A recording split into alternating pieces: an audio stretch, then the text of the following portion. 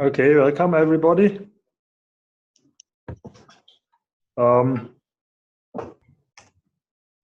Today we have three topics. The first one is Onur from PTC, who will talk about metrics for Machine Controller Manager. Then we have Adel and Tim showing the test framework for Gardener and a first glimpse on test machinery. For test machinery, we will have another more elaborate talk in 2 weeks. And last, we have a demo by Andreas, Johannes, and Uwe. They will show how to a way to set up a gardener landscape on GKE. I also wanted to mention that now we are on a weekly schedule, so we will alternate between Friday morning, that's today, and next week we will meet at Thursday evening. We introduced this second time to enable attendees from the US to also participate. Okay, Onur, then I think you can start. Well, thank you. I'd like to share a presentation. I won't talk much, but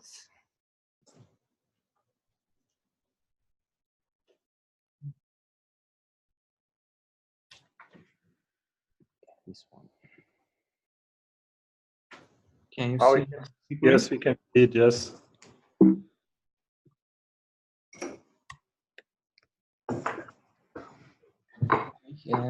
Thank you for your invite for this. For a while ago, in PTC, we are actually using Gardener for our infrastructure, and we are good believers in open source and free software. So whenever we do something and extend whatever we are using, we like to share and contribute to the upstream. So one of the thing is machine control manager metrics. So why we did this, we wanted to extend our observability of our infrastructure.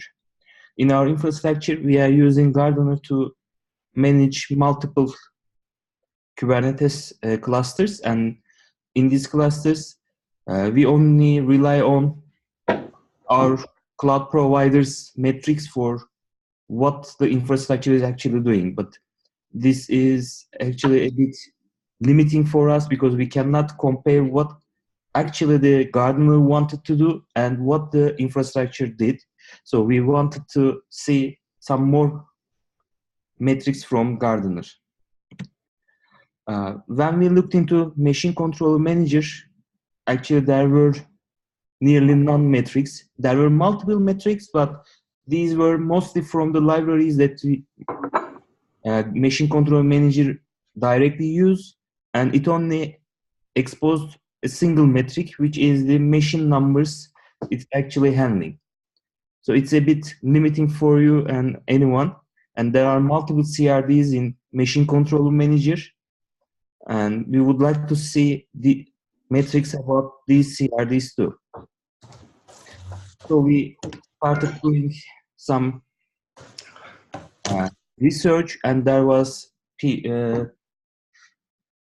an issue for this. Actually, Machine Control Manager actually wanted to extend metrics endpoint, but no one was working on that. So we take this responsibility on ourselves.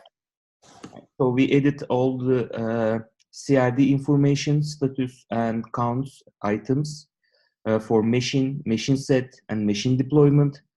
Also, when we were talking on the issue, it says that it would be better to see if how many cloud API requests was done for operations like disk operations, network interface operations, or virtual machine operations. So for a while, we extended Machine Control Manager, and we talked on the PR and issue. And afterwards, we had, as you can see on the screen, numerous number of metrics, which you can get more information about underlying infrastructure and what Machine Control Manager is actually trying to do. And also you can see information about status of your machines directly, like if you have a disk pressure on any VM or network pressure directly.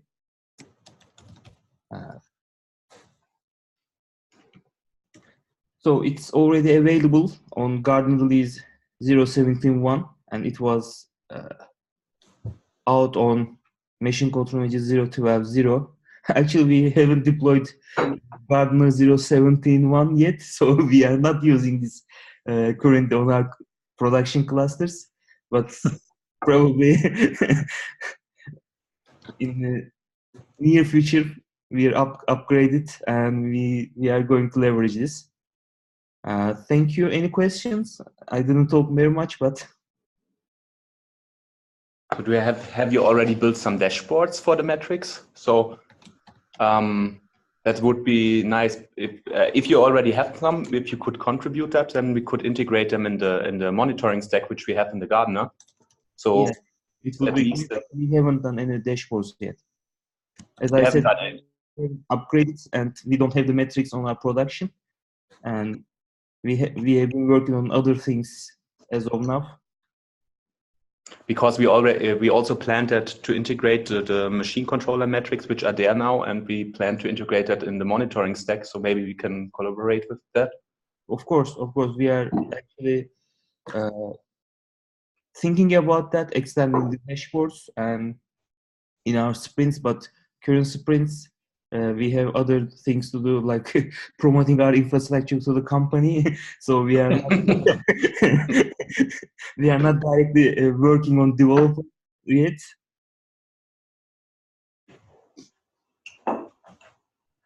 But as I said, we really think about extending dashboards to see these, to have more observability into the clusters, and this is on our plate too. Okay, perfect. Yeah, actually, I've been asking questions in the Garden Slack about that because we are doing ad hoc improvements in the dashboards, but we have to do those inside our own Grafana. And I was asking questions about how to edit dashboards in the Grafana that comes with the cluster. I got my answers there. I'm not complaining anymore. But that's why I was asking. Yeah, I've seen that, but as you know, Bekir, I was not looking into that very much lately. My comment was not for you, Onur. No. Okay.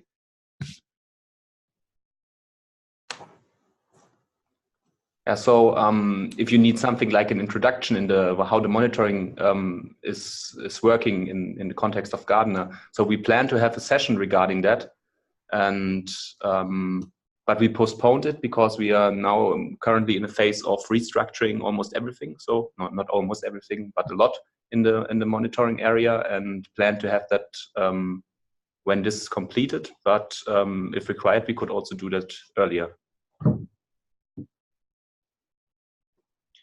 Okay, is there any plans to move observability into the Garden cluster instead of doing metrics and observability on each cluster separately?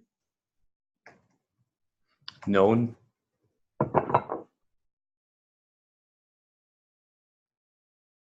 So the plan was to have a dedicated monitoring stack per cluster, with of course the same metrics in every cluster, so that an operator can easily switch between clusters and can analyze the issues in the same manner for every cluster.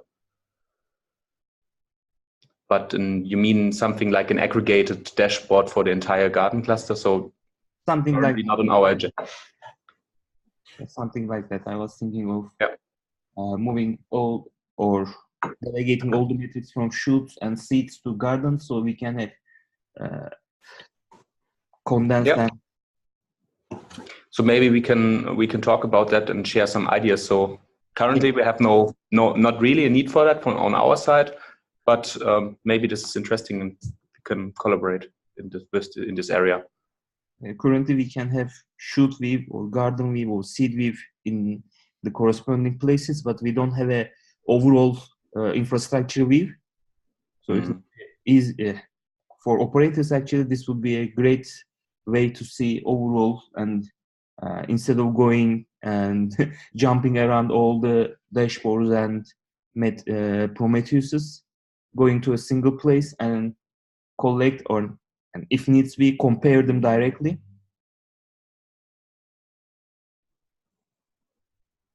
Yep. But I think this is another topic, and we have in the large discussion. Okay. Thank you, Onur. Thank you. So, can you unshare? Then Adel can take over. Thank you.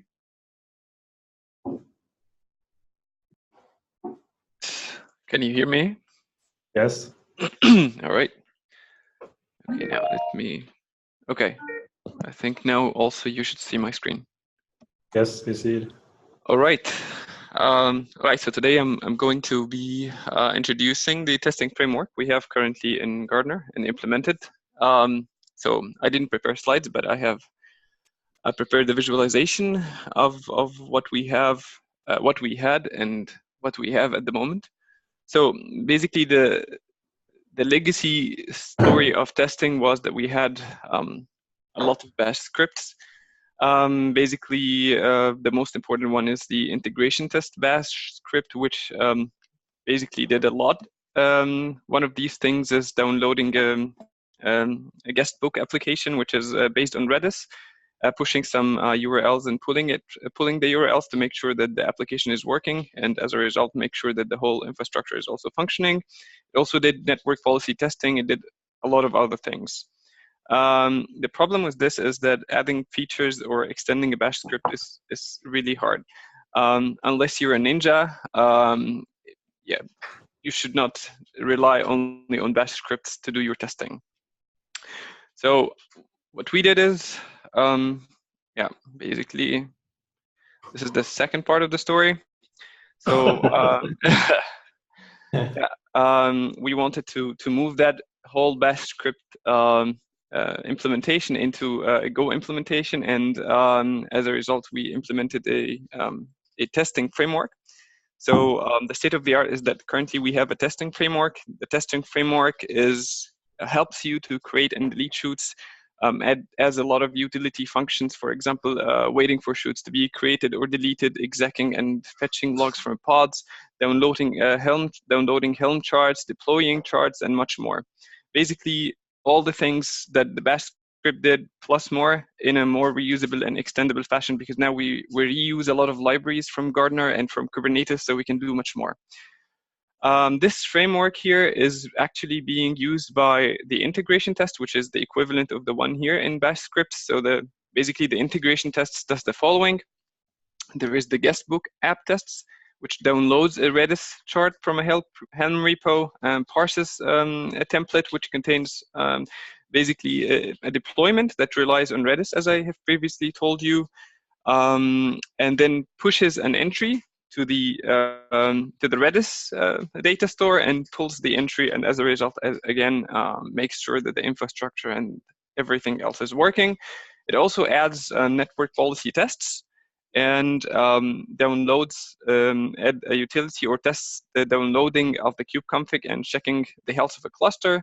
And of course, if you need more tests, this is now there is a framework for that, so you can extend the framework and add your tests for whatever use case you think about.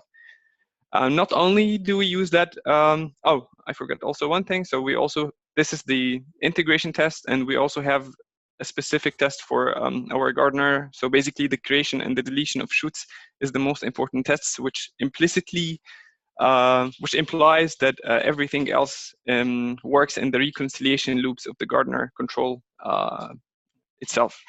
And we are not the only users of this framework. So currently also Tim and Dieter, who build the test machinery framework. So they build test workflows. And for example, a workflow can look something like that. And from what you see here, there is a create shoot and a delete shoot. This is basically using the framework that we've built. And the shoot app test, which is basically the guestbook app test that we also built into Gardener. So the framework here should be used for any kind of testing. It can be extended by anyone. So that is basically the advantage of moving from a shell script-based testing to Go-based testing as Kubernetes does it. All right. So what's there more?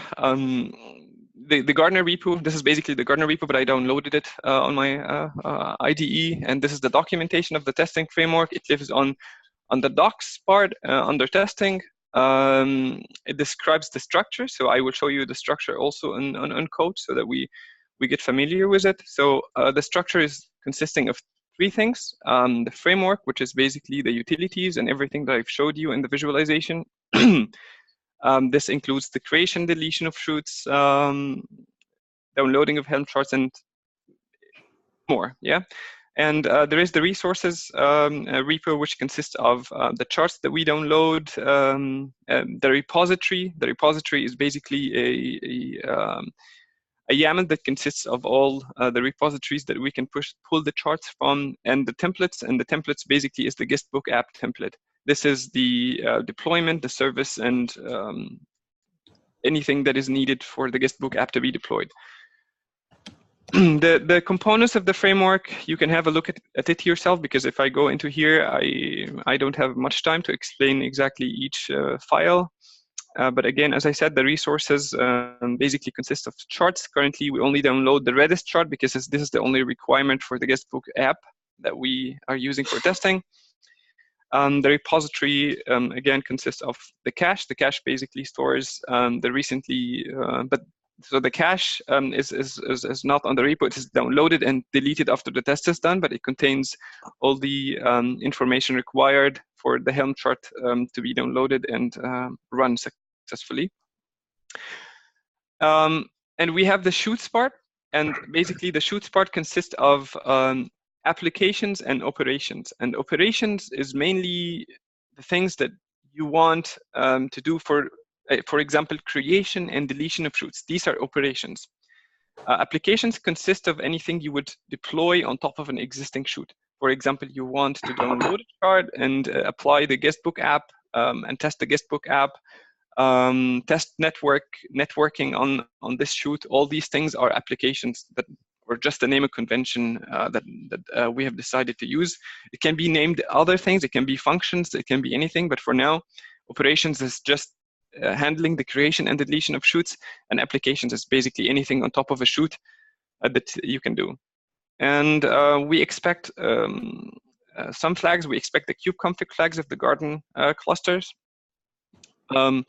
There's also the shoot test YAML pass, so you can pass the YAML of your shoot so that we can create it, because this is the shoot operation. We expect to create and delete a shoot, so we need a shoot YAML to create the shoot from. And if you would like your test to be prefix, the test shoot to be prefix with a certain prefix, you can also configure that. I will show you how to run this shortly, but let's also go through the application. The application is basically the same, except that what you need to do is you have two options: either to let the application test create a shoot and then run the tests on top of that shoot that it created. Or the second option is rely on an existing shoot. So you say, here's my shoot. I want to execute this application test on top of this shoot. So the two options are available, and you can, if you specify a shoot name and a shoot namespace, this means that you are basically choosing the option with an existing shoot. If you specify a shoot YAML pass, then it means that I want to create a shoot, and then I want my tests run on this shoot. Okay. Okay, maybe I can also show you then an example run. Okay, so let's see. These are the existing shoots that we have. We're going to choose one, which is the second one. Okay. Okay, so now it's running the tests. It's downloading the chart artifacts. And it also tested the downloading of the shoot kubeconfig. Now it's waiting for Redis to be ready.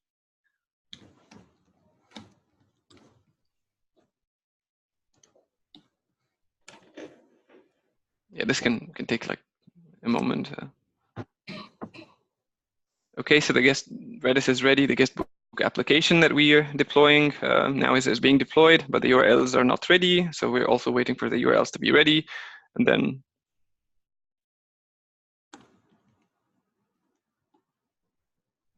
now it deployed the guestbook app successfully, meaning that it pushed and pulled the URL or an entry to the Redis data store. So this means that it works.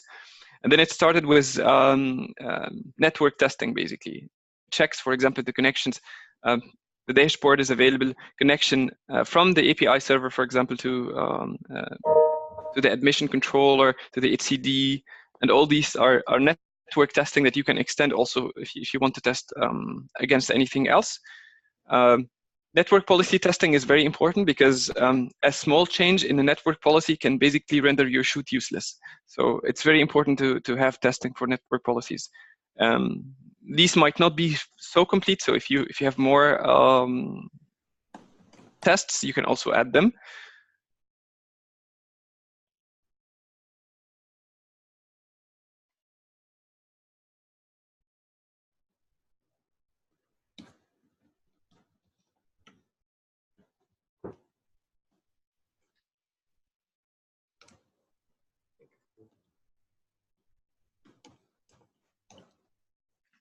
Okay, so the tests, these are the application tests. The tests work. We can also run operation tests, but I want instead to run an application test again, but with an existing shoot. At least I will show you how to do it because it takes time to create a shoot. So basically what we do here is we say, okay, we now want to use the application test, but instead of pointing to an existing shoot, we would like to create a shoot that the application tests will run on top of. And so now it's creating the shoot. This will take time, so I can't. But after it creates the shoot, it will exactly run the flow that you've seen already. And what else can I show? Okay, one more thing that we can show. So this is basically the Argo workflow that my colleagues Dieter and Tim are working on. So as I said, they are using the create shoot and the shoot app tests to define the workflow, and at the end there are also other tests that they run in parallel, but the shoot app test is the application test, and they will delete the shoot after the test is done. So this is basically the whole flow visualized via Argo and the test machinery. Yeah, I think that's about it. You can check it on the Gardener repo. It's there. And yeah, any questions?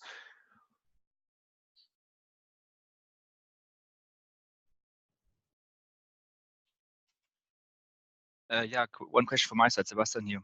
Yeah. Are these tests also used to run conformance tests for the different cloud environments? The integration, so we've divided it into many parts, right? So the integration tests, basically the tests that in the Gardener repo, these are not doing conformance tests for clusters. Instead, there is another script that is run to do the conformance tests, right? This can be also, so we're currently reusing an existing, we're using the cube test, but this is not integrated in Gardener repo at the moment. So we're using another conformance test.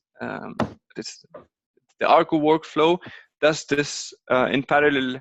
So after it executes, for example, the create shoot, on top of the create shoot, it runs the application integration tests, and it also runs the conformance test, which comes from another source. And that's the beauty, I think, of the test machinery or the Argo workflow, that you can define parallel tests to run on top of an existing shoot once you have it.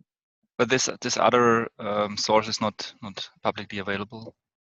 It's I think Tim, if you're online, we're using the cube test for that, right? So it is publicly available. So it's just the same test as every other Kubernetes provider uses, but it's also open source in our test infra repository. So there's a new repository in the Gardener org, and in 2 weeks we will have a longer talk on that, presenting the test machinery in detail. Okay, thank you.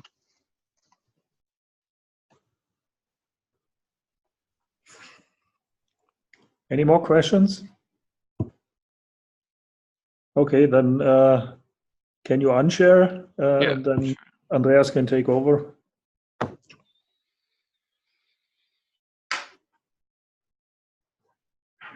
Right. hope you guys can hear me. Yes. Excellent. And you can see my screen. Yes. Very good. Okay, so today we wanted to give you a short update on what's happening in the landscape setup topic, and also show you how to spin up in 5 minutes gardener landscape on GKE. But before we start, I prepared some slides to basically give some feedback what's happening around this topic. So first, let's do a recap. What installation methods are actually out at the moment? Of course, the first one, you can do it the hard way. So basically, all our components have Helm charts in place. And if you control the Kubernetes cluster underneath, you can, and you know what you're doing, you can do it completely manually. We have then the landscape setup, which Johannes actually is maintaining, which is currently our supported community installer. Highly depends on Kubify, but it has the advantage that it configures your identity and provides the support for deploying a dashboard as well. Then a couple of weeks ago, we actually started to simplifying this thing. So basically getting rid of especially the Kubify dependency here, because we didn't want to have like a tight coupling to this heavy-duty terraforming underneath to get actually to a gardener landscape.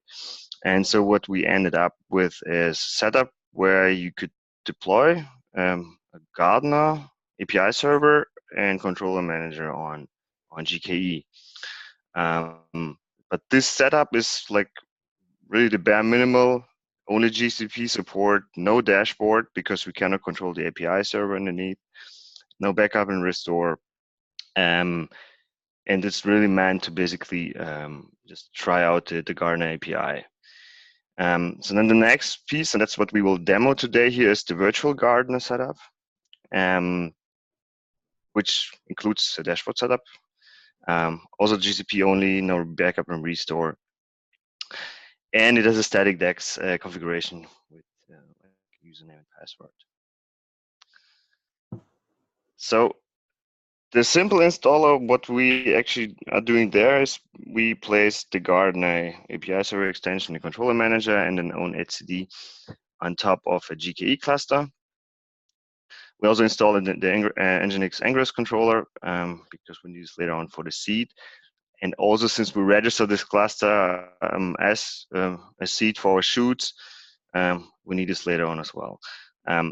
This setup has some drawbacks because we have a tight coupling to the cluster underneath. So like things like backing up this whole stuff is kind of tricky.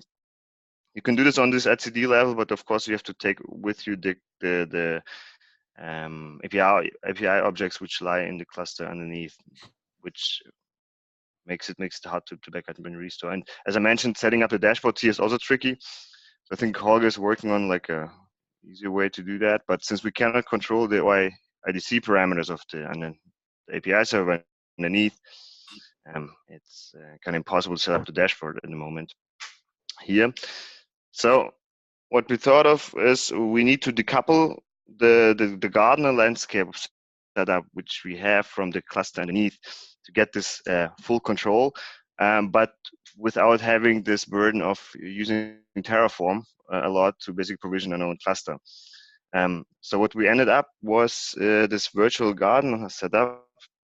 And what we're doing here basically is we're deploying Kubernetes API server and as a sidecar the controller manager together with an etcd onto this GKE cluster. And they basically form like a nodeless Kubernetes cluster here. And this cluster is then basically used for the API server extension, the controller manager, and so on. And since we have here full control of how we set up the API server, it's easy for us to bring in the identity and the Gardener dashboard with us. The thing, of course, you have to remember here is that if you want to deploy shoots, you have to go like this route by talking to this API server, so you cannot just use the GKE cluster underneath. But we'll see in the demo how this works. Okay. talking. Okay, enough talk. Demo time. Oops. So the thing you will need is a GKE cluster, obviously. I prepared one here for this demo. And then you check out this virtual gardener GKE project here. And it has a bit of a dependency on the tooling you need to have on your machine. We'll probably provide a Docker image for encapsulating that, make it even easier to consume. But at the end of the day, what you do, you clone this guy. We'll come to the setup YAML in a bit, and then the thing you need to do is you need to get the kube config for your GKE cluster, and by doing that, you basically export the kube config location, run the gcloud command, which basically downloads the kube config into this file. So as a recommendation, don't use a path for an existing one, because gcloud will then merge those two together, and you don't want to do that. And later on, we provide actually a converter script which converts the gcloud specific authentication pieces in this kube config into a basic authentication one.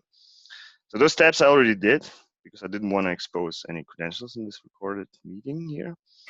And but what I can show you here is, so we have an example YAML on how to configure that. So that's basically all you have to do. Path to kubeconfig, you need to provide, that's kind of a drawback, static IP, a cluster IP for the virtual API server. You provide username and password for this admin user. Now comes the tricky part, is the figuring out what's the node, pod, and CIDR ranges. And Google is actually not very good at providing you this information. So what typically you do is you start with the pod CIDR range, which you can find from your Google Cloud Console. The problem is the CIDR range is wrong here, because the pod range actually includes also the service range. So you have to take the 15 for the pod. Then you have to basically, once you connect it to your cluster, figure out what's the service range and the node range, because you cannot do this from the Google Cloud Console, unfortunately. We addressed this topic already to the guys. Then you provide your YAS credentials, or which regions you want to run in, and your service account. On the DNS side, for the ingress, you also need to provide your credential, hosted zone, and your base domain.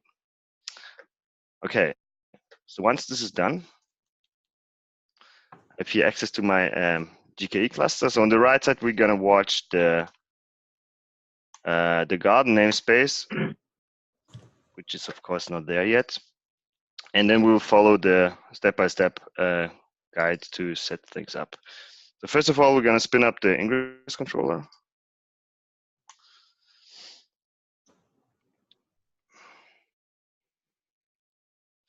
This will take a couple seconds because it also runs. That's actually the only Terraform part we have here in this setup, because we register a DNS record here once the load balancer IP is available.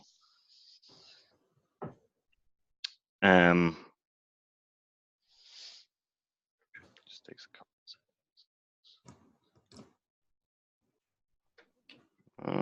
couple seconds more.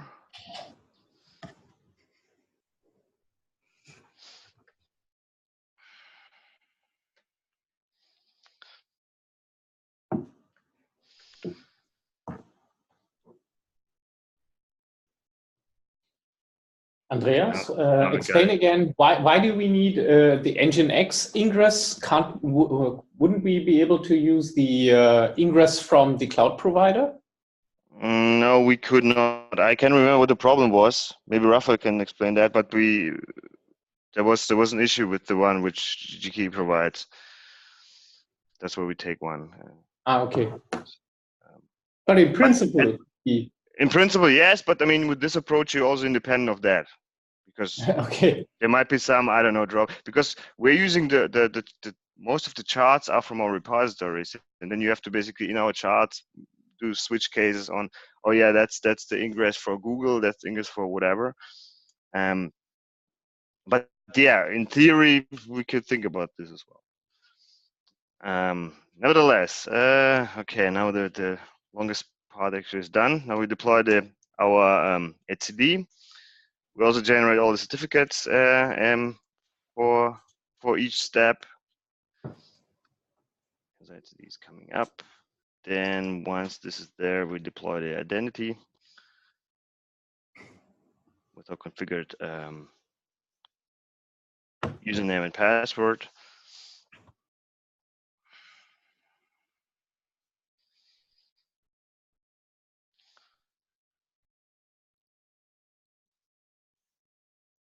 Okay, etcd is up.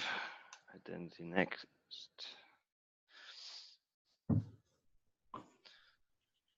The next one is then the API server, the virtual API server itself.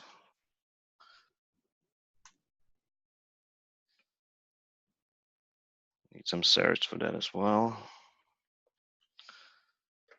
Yeah, we actually deploy 3 replicas of that, but it should be.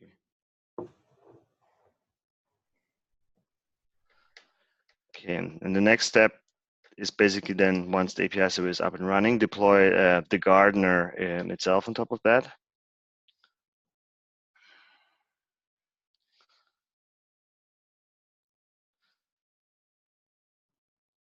All right. Why do we need with this approach still GKE, or isn't it also possible on an arbitrary cluster? I will come to this after the demo. That's a good question. I will explain this later. For the problem for now is we, like you saw in the ingress deployment part, we are depending on Cloud DNS from Google. And if you want to do backup and restore, you depend on the cloud Google Cloud Storage or S3. But this topic we're already tackling at the moment. And again, I will, after the demo, we'll say a few words about that. Okay, Gardener is up and running. And now we're going to configure this GKE cluster as a seed, deploy the cloud profile and everything else which is needed for actually using this setup. The Garden controller already runs and basically deploys seed related stuff on this cluster. And the last part is actually deploying the dashboard.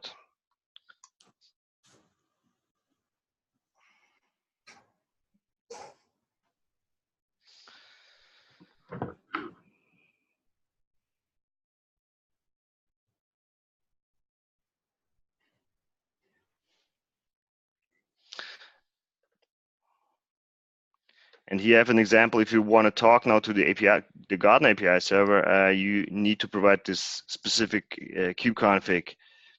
For instance, if you want to deploy a shoot. We also have here a cleanup guide. So basically, you can reverse everything and get your cluster clean again and remove everything from for the setup. So okay. So that's our dashboard address now. Let's see if we can log in.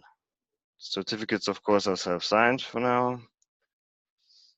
Oh, I think I still was logged in. Okay, admin@example.com is my user with a super secure password. And boom, there you go. I can now, since seed and cloud profile is configured, can create a cluster here. Blah.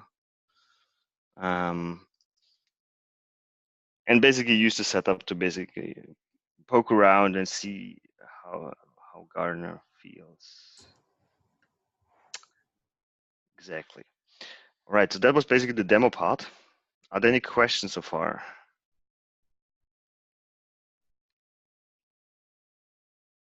Now we can provide Gardener as a service. Almost, yes. Let's go back to the presentation here. So moving forward, and this is coming back to your question, Holger. we're actually working now on a community installer kind of thing for the virtual gardener setup. So Johannes is going to drive this, and we implemented a lot, but it's not finished yet. And there we want to have this multi-YAS support, so that it can basically run on any Kubernetes cluster on any infrastructure. We want to build in the backup and restore part properly. That you can probably configure your identity providers. The project should be also easy to maintain and extend. If you want to like build in new stuff or update the Gardener version or whatever. And of course, we would ask you guys for feedback, like how you install Gardener, what would be your wishes on how such a thing could move forward. We want to make it as easy as possible, and the GKE part here was basically for us easier because it's easy to get the GKE cluster, and we just basically went through this thing to get somebody started very quickly. But of course, we want to have this multi YAS enabled. So at the end, we don't care if you create a COPS cluster on AWS or, I don't know, a Terraform cluster on OpenStack and basically deploy this thing via such an installer. That's the whole idea behind that. Okay. Do you have a timeline? We are installing ours onto AKS, and we spent quite a bit of time just to make the dashboard running there. Yes, we hear you. Timeline-wise, I would say it's done when it's done. We are heavily working on that. I'm bad at providing any timelines. I hope in the next couple of weeks we can push something to GitHub. I'm not asking for an official timeline. Yeah, again, hopefully I know how it works. The next couple of weeks there will be something. Oh, okay. And maybe we can share this again in the community meeting and basically ask. Yeah, would be cool. It could be cool to run it on AKS. But yeah, again, personally, I pushed my team. It could be AKS. We don't really care where the cluster underneath comes from, because we don't have any dependencies towards that anymore. Yeah, makes sense. Actually, I personally pushed my team not to maintain any etcd quorum, and it turned out that we are again suffering from etcd in our current setup. But yeah, maybe this one as well, address the backup restore part. Yeah, okay. Could be cool to see it's running. Yeah, so as soon as we have that something, I think we will definitely present it to you. I have a question. This is GKE is specific only, right? We need to port it to AKS to have it run over AKS. I think there are some Terraform parts which depends on GKE directly. There's actually one Terraform part, which is one Terraform part, which is the DNS part. And the other part is, of course, the configuration, because we currently use this service account JSON. Then you need to basically fiddle through the account credentials for Amazon, for Azure. So the porting is actually not that hard. Yes, but again, if you wait for 1 or 2 weeks, we will have something which is cloud agnostic in this regard as well. Okay, thank you. Hi, this is Jan. So currently your GitHub repository is basically the source of what you just ran through. So I can replicate this exactly the same, or are there anything? So in theory, you should do. That was the whole purpose of that. Again, this is like hardcore POC YOLO setup, so don't run this in production. But it should give you a glimpse on how to set up in an easy way a gardener landscape with all the components we actually have. Sure, I understand. All right, cool, thanks. So, but in theory, and yeah, if something doesn't work, file an issue, whatever, and we'll try to fix it. So the idea is really that it's a step-by-step tutorial to get you started, again, in 5 minutes. Perfect. So just a small comment, maybe it was not clear for some of the folks. So if you order a cluster from GKE, AKS, or whatever, you obviously have some limitations, because all of these managed services provide you Kubernetes clusters with a certain SLA. So if you want to have some feature gates on, some alpha features on, or if you want to switch from the identity provider, that was previously not possible. Now that we bring the own Kubernetes API server in the virtual setup, you are completely free to configure the setup of the Gardener as you want, right? So you can piggyback on a stable underlay of a Kubernetes cluster provided to you as a managed service. And on top of that, you provide your own managed service for development or whatever. So big here, all of the limitations which were there before, they're gone. The other advantage is, of course, if like let's say Azure is like not bumping any Kubernetes versions as fast as you want to go, you're free to basically update your virtual setup to like a 1.14 cluster, whatever. So you're not tied to the underlying Kubernetes version. I mean, there's of course some but yeah.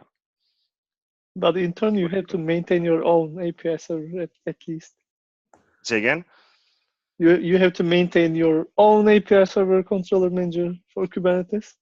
I don't think that's a big issue, but yeah, I mean, this is again nodeless thing, and there's no no Terraform or like we had with Kubify, which is like heavy duty if you want to upgrade something. Now it's basically just rolling a deployment on Kubernetes. Yeah, it seems exciting. It's also a deliberate decision. So see it also as one of the first steps, and then we will have the whole thing, Gardener, running on multiple clusters, maybe also provided through some standard offerings, and then we will come with the ring where Gardener runs its own infrastructure clusters where it gets deployed. Exactly. I mean, again, you can theoretically move this landscape also to a different setup, because again, you have no ties to the cluster underneath. As long as you can reproduce the etcd state. For which we use the same technology like our shoot clusters. The clusters where you run are actually ephemeral, and that's the whole idea. So that's also part of the larger roadmap, because we need that anyways for private cloud, bare metal deployments, and there it will be especially handy.